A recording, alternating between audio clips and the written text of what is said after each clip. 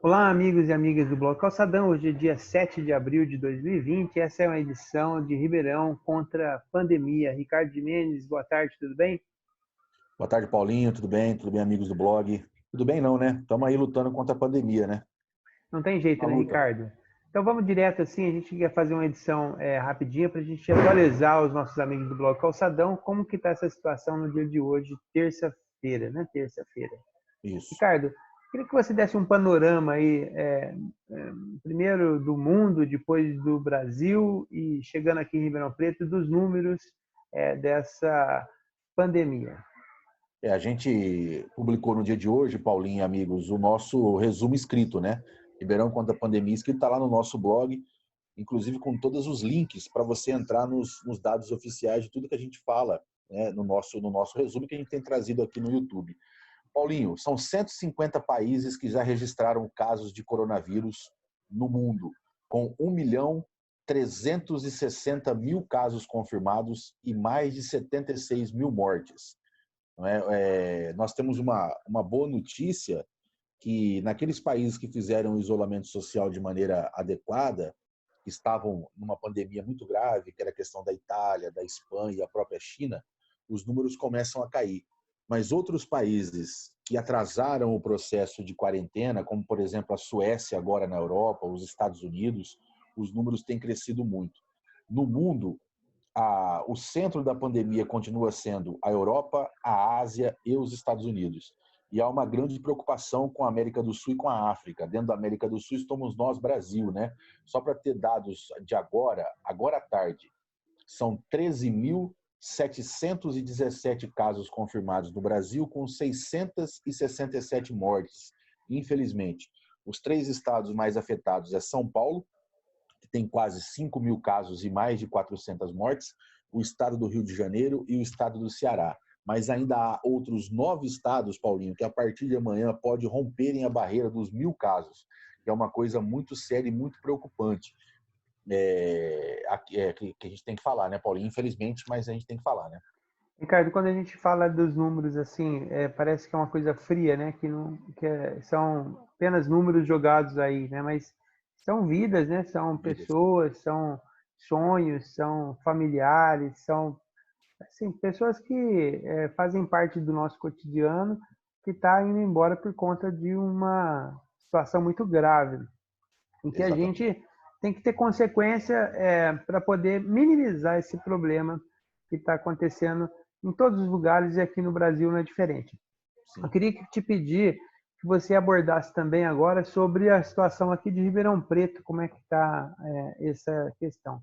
A gente Exato. sabe, eu já vou adiantar até para você poder ir também, a gente sabe Sim. que os números que estão sendo colocados aí, eles podem estar muito fora da realidade, dado que nós até noticiamos há cerca de 8 dias o falecimento de uma mulher de 51 anos da comunidade aqui de Ribeirão Preto e que ela ainda não faz parte dessa estatística. Então, ou seja, tem dados de 8 dias atrás que ainda não está na estatística. Então, o número que a gente pode colocar provavelmente está defasado por conta dessa falta de atualização, ou para ser justo, né?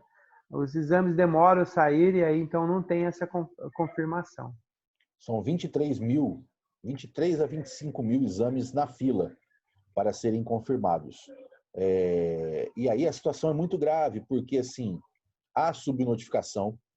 Tem uma notícia agora no G1, Paulinho, que mostra que o Ministério da Saúde não tem controle sobre o número de casos e nem sobre o número de testes que estão sendo feitos nos estados e nos municípios. Não há esse controle. Então a coisa, do ponto de vista do número de casos, do controle do número de casos, inclusive das mortes que foram em decorrência da Covid-19, estão fora de controle hoje. E isso é muito preocupante.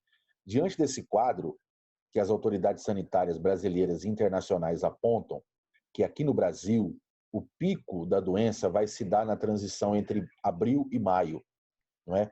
Diante desse quadro, tanto o governador de São Paulo, João Dória, quanto o prefeito de Ribeirão Preto, Duarte Nogueira, eles estenderam a quarentena até o dia 22 de abril, não é? É muito bom, né? Por conta disso. Foi uma decisão muito adequada, mas diante do fato de que nem o Ministério da Saúde tem mais o controle do número de casos que estão sendo testados, acende um sinal vermelho muito grave aqui no país, porque a gente não sabe de fato como que vai ser o desenvolvimento da doença nos próximos dias, nas próximas 2 semanas, Paulinho. Ricardo, eu queria que você abordasse também, juntando aí aquilo que a gente colocou no resumo aí na página do blog O Calçadão, duas questões. Primeiro que a gente sabe que Ribeirão Preto, e não é diferente do Brasil, Ribeirão Preto é uma cidade que tem muita periferia, né? 80% da população vive à margem da sociedade, né? Numa situação complicada, tanto do ponto de vista geográfico, quanto do ponto de vista da questão econômica. E a gente tem a falsa impressão, e por isso a periferia tem saído mais para a rua, tem aberto, tem festejado até de uma certa forma, porque tem a falsa impressão de que não está chegando. E aí eu queria te pedir para você comentar sobre uma análise que a gente considera assim, muito importante do professor aqui de Ribeirão Preto, Leonardo Sacramento, que ele faz a seguinte ponderação. A desigualdade no Brasil ela é tão cruel e tão forte que, como foi um vírus que veio de fora do Brasil, ele se concentrou nas camadas mais nobres, nobres no sentido mais ricas, né, da sociedade. E por estar lá, essa diferença entre uma população e outra é tão grande que para poder transpor aquela casta, demorou um tanto mais. Por isso essa falsa sensação de que não vai chegar. Mas está chegando, né, Ricardo? Queria que você comentasse essa observação do professor Leonardo Sacramento. Aliás, eu acabei de conversar com o Leonardo por WhatsApp, Paulinho, antes da gente entrar aqui para gravar, e ele realmente está preocupado e ele volta a colocar. Ele falou assim, me perguntou se nós tínhamos outro exemplo de morte na periferia que não fosse o daquela mulher que a gente colocou na semana passada. Eu disse para ele que não é? E que você tem toda a razão, Paulinho. E ele também no raciocínio, né? A desigualdade que a gente já vinha falando aqui no blog há muito tempo, que o Brasil é o país mais desigual do mundo dentro dos países democráticos, né? E essa desigualdade é tão brutal que uma doença que começou nas classes mais ricas, que trouxeram isso da Europa, né? Para você ter uma ideia, nos primeiros dias que os casos começaram a acontecer no país, a transmissão ela se deu única e exclusivamente entre as classes mais ricas. O hospital Albert Sabin, o Einstein, né? Qual que é o outro hospital? O Einstein, o hospital que atende a elite paulistana, né? Estavam lotadas as UTIs e a doença ainda não havia chegado na periferia. Isso aconteceu em São Paulo, está acontecendo no Rio de Janeiro, está acontecendo em outros estados, por conta realmente dessa diferença, dessa desigualdade. Agora, outro dado preocupante, você falou aí, e a gente traz no nosso resumo, 80% da população de Ribeirão Preto mora nas periferias, 80% de 700 mil moradores. E cerca de 50 mil deles moram nas comunidades ou favelas. Então é uma situação muito preocupante, por quê? Nós temos presenciado nesses últimos dias um aumento do fluxo de pessoas nas periferias. Eu estive ontem no centro da cidade e o centro, em plena segunda-feira, no meio do dia, estava como se fosse um domingo, completamente vazio, com as lojas fechadas, exceto o comércio essencial, farmácia, né, e supermercado. Quando eu voltei para a periferia, onde eu moro, onde você mora, eu comecei a observar os comércios abertos, as pessoas na rua, os bares com pessoas sentadas, tomando cerveja, as quadras de esporte funcionando com as pessoas jogando bola. Eu tenho notado igrejas funcionando nos bairros da periferia, então eu tenho notado um fluxo de pessoas muito grande. E isso, Paulinho, coincide com o período dos últimos 10 dias, onde a propaganda negacionista de dizer que o vírus não existe, de dizer que a doença não é tão grave assim, e de incentivar as pessoas a voltarem para o trabalho, essa propaganda agressiva, vindo particularmente do núcleo de apoio ao presidente da República, que é o bolsonarismo, inclusive nas redes sociais, coincide com esse aumento de fluxo nas periferias. E isso é muito grave, porque você soma isso com o fato do Ministério da Saúde não ter controle sobre, de fato, qual é a grandeza da doença. Você soma isso com o fato das pessoas já terem dificuldade de fazer quarentena, como o Thiago Scatena alertou no vídeo que está no nosso canal aqui. E da necessidade realmente das pessoas irem atrás de dinheiro para sobreviver, porque o governo demorou muito para poder soltar o programa de ajuda necessária, que vai ser da ordem de R$600, R$1.200 para mulheres que são chefes de família. Nesse período todo, isso foi aprovado na semana passada e hoje que o governo soltou o app, sendo que há um mês se conversava sobre isso, né? Então, todos esses fatores acendem um sinal vermelho muito grande, Paulinho. E a gente, hoje em dia, no dia de hoje, enquanto nós conversamos aqui, eu posso dizer que nenhum especialista, nenhum político, nenhum programa de computador pode de fato dizer qual vai ser a gravidade da doença, infelizmente, nas próximas 2 semanas no Brasil, Paulinho. Ricardo, eu não quero que assim perder muito tempo, até porque a gente está numa situação tão complicada de agressividade, assim, de vontade de lutar, né, de brigar contra esse governo de morte que está aí. Mas dizer o seguinte, assim, que a população tem que entender que nós temos um governo federal, né? O Bolsonaro é um cara que tem que ser interditado, né? Não é possível. O governo tem evitado ele, né? Ele tem chorado, reclamado por aí nos tweets, nas face da vida, por conta própria, não é nem em nome do governo. Então, assim, a gente está sem governo, né? Sem governo. Tem algumas pessoas tentando controlar. Eu também acho que o ministro da Saúde também é um cara que tá cambaleando aí também nas informações, né? Hora ele quer uma coisa, outra hora ele não quer. Então, assim, a gente tem a sorte ainda de estar mínimo de lucidez na cabeça do governador do estado e do prefeito de Ribeirão Preto para poder dar uma segurada nessa situação. É o seguinte, Paulinho, nós estamos vivendo um momento que é um momento de unidade, de solidariedade, de fazer as coisas corretas.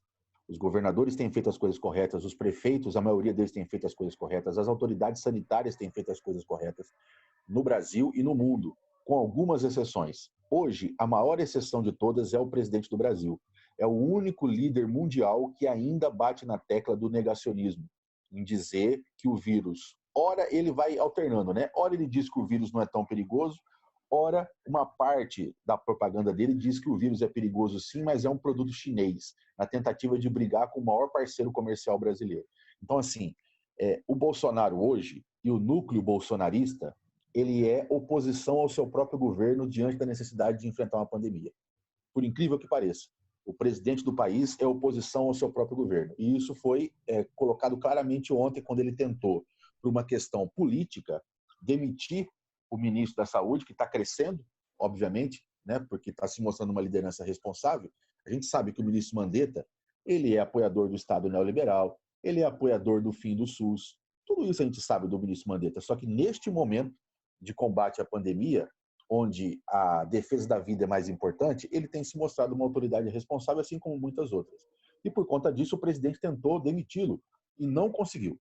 Não conseguiu porque foi, segundo consta aí, barrado pela junta militar que hoje está tutelando o presidente, que é oposição ao seu próprio governo. O presidente é oposição hoje ao seu próprio governo, por incrível que pareça, Paulinho.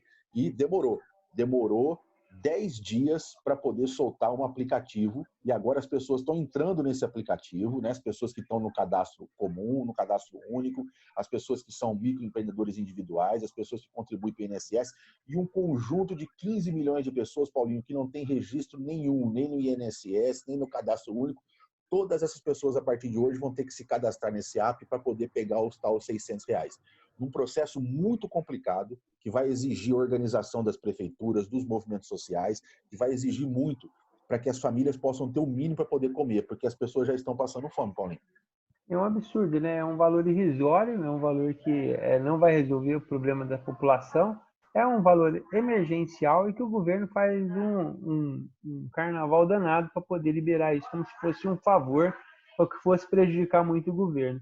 Imediatamente, quando chega na mão do cidadão esse valor de R$600, ele vai fazer circular isso, ele vai comprar lá comida, higiene, vai tomar a pinga dele, ou a cervejinha, se der, porque não dá, né, R$600. E hoje você pensa bem, quem paga aluguel na periferia, ô Ricardo, não paga menos que R$500 de qualquer 2 cômodos por aí. Então, é um valor assim que realmente é impressionante como essa elite do Brasil e essa elite que governa o país é hipócrita e sem noção da realidade da população.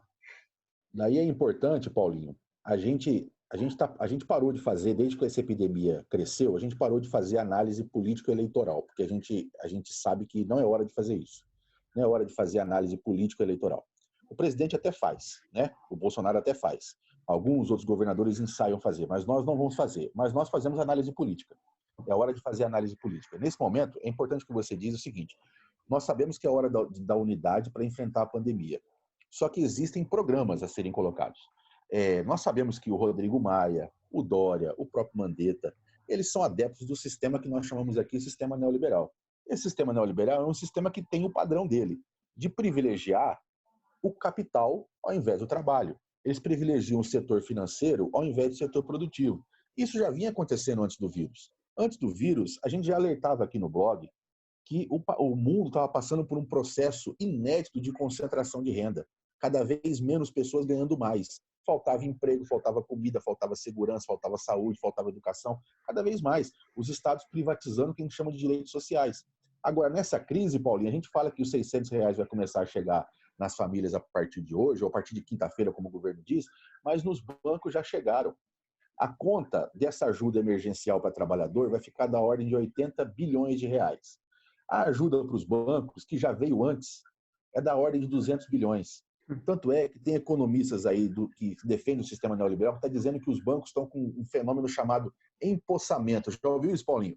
Empossamento. É tanto dinheiro que o dinheiro está empossado, porque os bancos não estão colocando isso no mercado, no setor. Pelo contrário, os bancos aumentaram os juros e estão guardando esse dinheiro para eles. Enquanto isso, oferece R$ 600 para a família.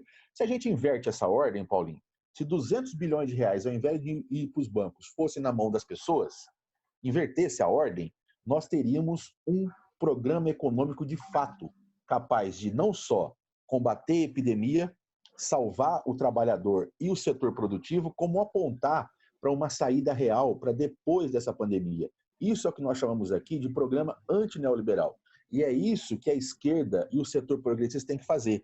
Obviamente que nós temos que nos somar ao Dória, ao Mandetta, ao Nogueira, para poder, nesse momento, fazer aquilo que tem que ser feito, que é o que é certo, que é defender a vida das pessoas. Mas também não podemos abrir mão dessa análise. Estão fazendo essa ajuda, porque estão sendo obrigados a fazer essa ajuda, eles concordam com o sistema onde 200 bilhões vão para o banco e 80 bilhões vai para o trabalhador. Onde o banco imposta dinheiro e o trabalhador fica sem poder comer e sem poder fazer as coisas. Isso tem que ser dito, Paulinho. Hoje cedo eu ouvi a entrevista coletiva por exemplo, tinha um Onyx Lorenzoni lá falando sobre todas essas medidas. Essa cambada de gente hipócrita, eles entraram a partir de 2016 no governo através de um golpe, negando toda essa política de assistência à população. E agora, por uma força maior do que eles, né, maior do que toda a situação, toda a maldade que eles têm, eles estão sendo obrigados a dar esse tipo de ajuda emergencial para a população, e eles usam isso como se fosse uma caridade, ou que eles fossem uns caras muito bons. Coisa que não é, coisa que não tem sentido nenhum. E ainda fazem isso tentando manter as estruturas do sistema, ou seja, mandando mais dinheiro para banco do que para trabalhador. Sim, os caras acham que, por exemplo, pegar R$ 600 em 3 parcelas, que dá 1.800 para o indivíduo que está num fubá desgraçado, vai resolver a situação dele. Não vai. Exatamente. Ricardo, eu queria te pedir assim, para a gente ir encerrando, e a gente amanhã vai conversar com o doutor Jorge Parada, vereador de Ribeirão Preto, sobre toda essa situação e como que a Câmara Municipal tem trabalhado essa questão aqui na cidade de Ribeirão Preto. Eu queria que você encerrasse para a gente poder preparar isso para amanhã, e já convidando o pessoal para entrar na página do blog Calçadão e ler o nosso artigo lá desse resumo da semana, que está colocado lá tudo isso que a gente está conversando aqui agora. Exatamente. Nós chegamos hoje, Paulinho, só para informar aos nossos amigos, nós chegamos hoje a 12 mil acessos no nosso site, no nosso blog, e a 7 mil acessos, cliques no nosso canal do YouTube. E a gente está fazendo uma cobertura, a gente já entrevistou especialistas sobre epidemia, a gente já entrevistou políticos, presidentes de partido, a gente já entrevistou pessoas que são especialistas na questão das periferias, e a gente vai entrevistar o Jorge Prada para trazer essa visão do que a Câmara está fazendo, não nesse período de epidemia. E para terminar, Paulinho, eu queria dizer o seguinte: nós terminamos o nosso artigo, eu acho que é importante fazer de novo um apelo para as pessoas nesse momento, que elas se informem pelos canais oficiais. Pelo Ministério da Saúde, que ainda é um ministério responsável, pela Secretaria de Saúde Estadual, pelo sistema de mídia tradicional, que nesse combate à epidemia está fazendo um trabalho responsável, pelas mídias progressistas, o 247, o DCM, o Conversa Fiada, o Tijolaço, o Blog, o Calçadão, ou seja, veículos de mídia tradicional ou de mídia progressista que sejam comprometidos com o combate de fato à epidemia e que a gente possa rejeitar cada vez mais qualquer tipo de posicionamento negacionista, porque o vírus não é uma gripezinha, qualquer tipo de posicionamento conspiracionista, principalmente que faça o Brasil brigar com o seu principal parceiro comercial, que é a China, que seria um suicídio, e qualquer tipo de atitude irresponsável que coloque a sua vida e a vida do seu familiar em risco. Nós precisamos romper com isso, rejeitar isso de maneira plena, e é isso que a gente diz. Fazer isso hoje é isolar o bolsonarismo. Nós precisamos isolar o Bolsonaro e precisamos isolar o bolsonarismo. Esse é o recado que eu deixo no final do nosso vídeo, Paulinho. Beleza, valeu, um abraço. Abraço.